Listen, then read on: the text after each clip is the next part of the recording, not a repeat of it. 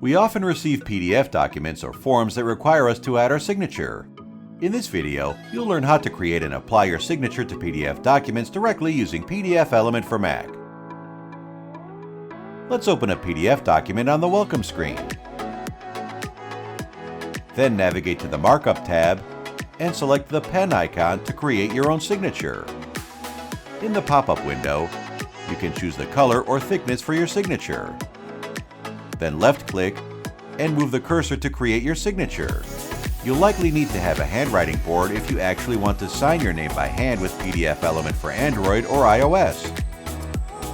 Or you can scan your handwritten file and save it as an image file to add to your PDF document. If you found this tutorial helpful, please don't forget to like the video and subscribe to our channel. Click the link in the description to try out PDFelement for free today. Plus, check out the rest of my videos for other useful ways to improve your daily routine working with PDFs. Thanks, and see you next time!